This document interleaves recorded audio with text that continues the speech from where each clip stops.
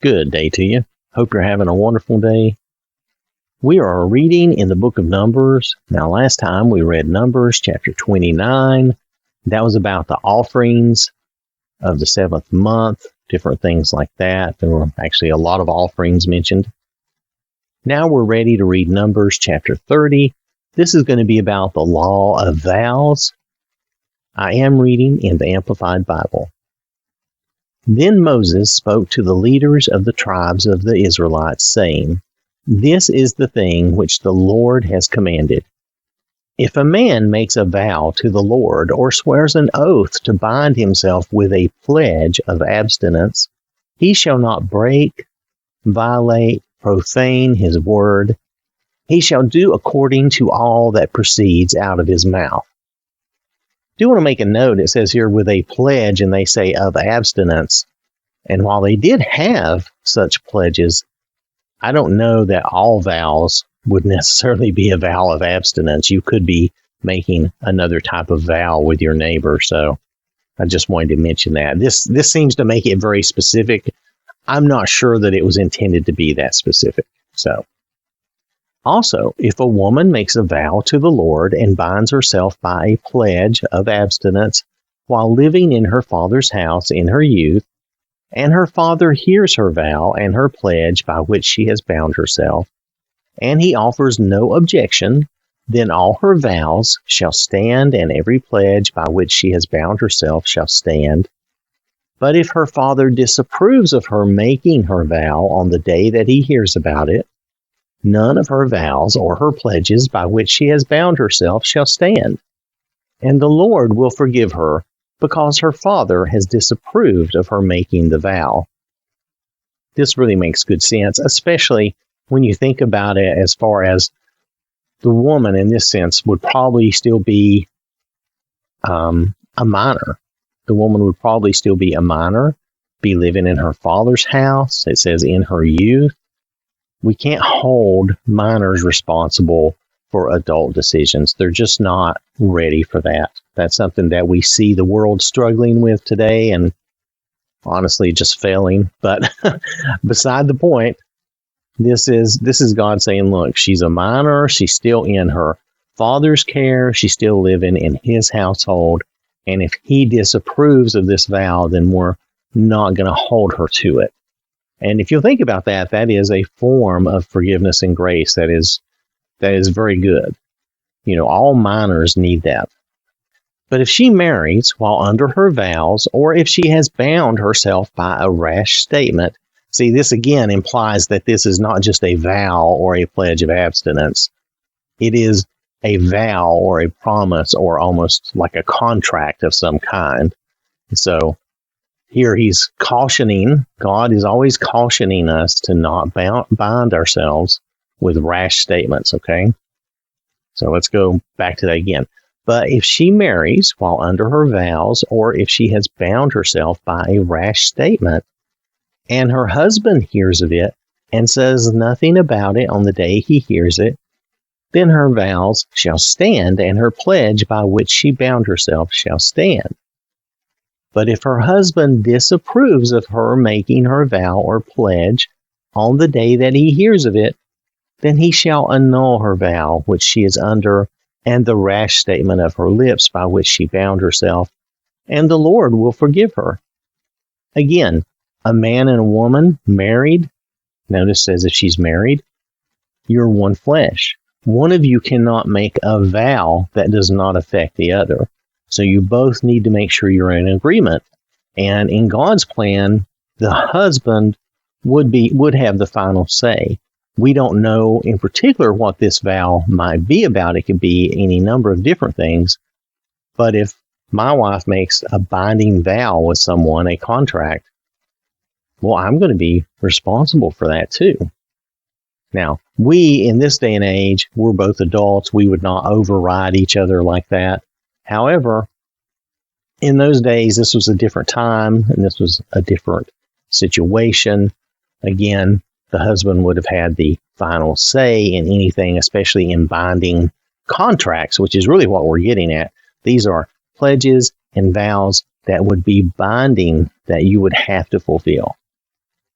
And for most of those types of things, even today, if my wife goes on some sort of loan or debt, if she goes into some agreement like that, well, I'm going to be the second in line to pay it off if she doesn't pay it off. And really, in our household, I'm going to be paying it off. That's just the way it is. That's fine. I have no problem with that. And my wife, I totally trust her. There's no problem there.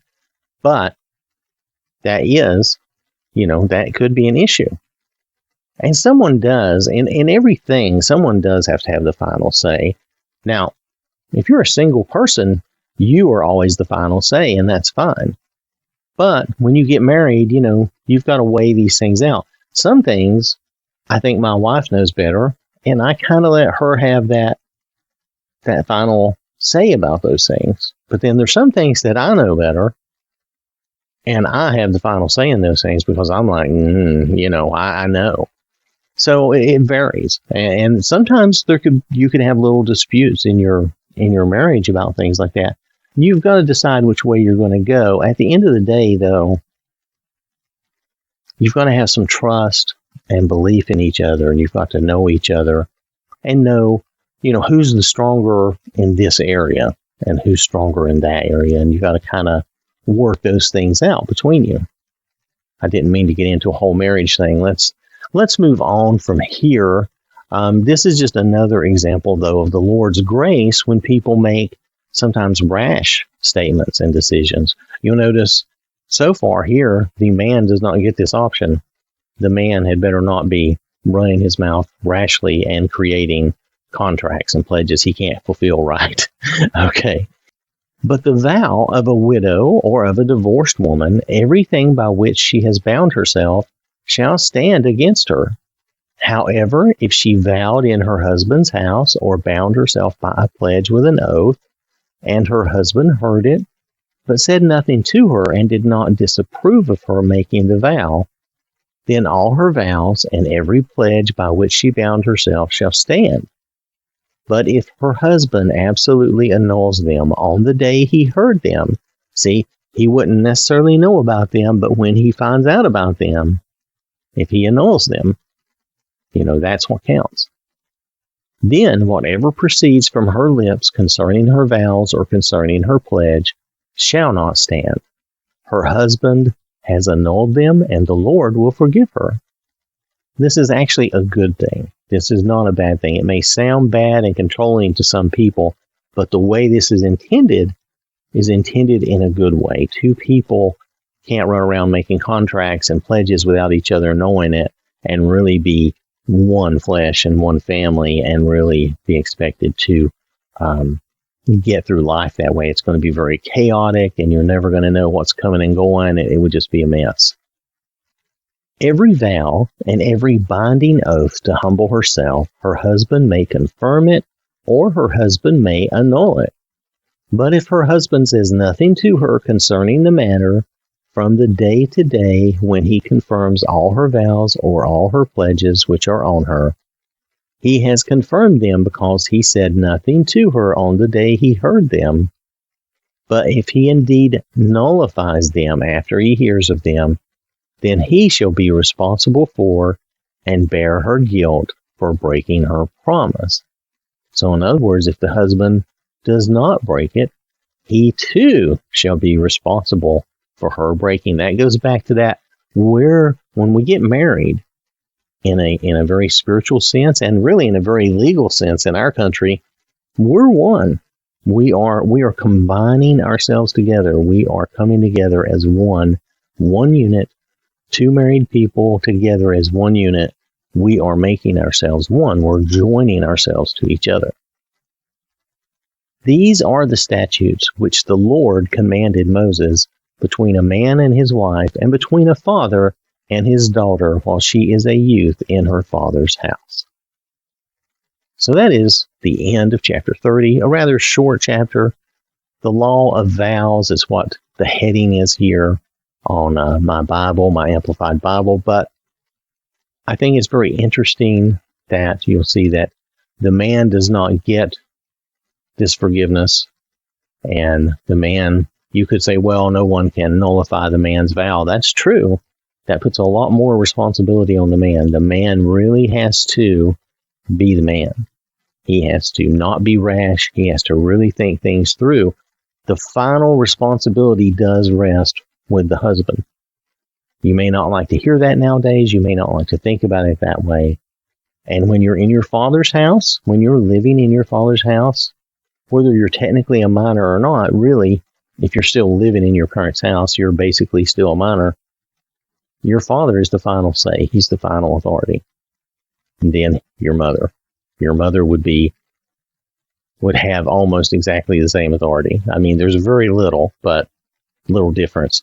Occasionally, though, if there was a dispute, the father would be the final authority. And that's the way it's supposed to be. It's not just a tradition. It is a godly and Christian statute. And in this case, you'll notice, like I said, the man really has the ultimate responsibility, not just authority. Okay, let's forget that word for a minute. Let's look at responsibility.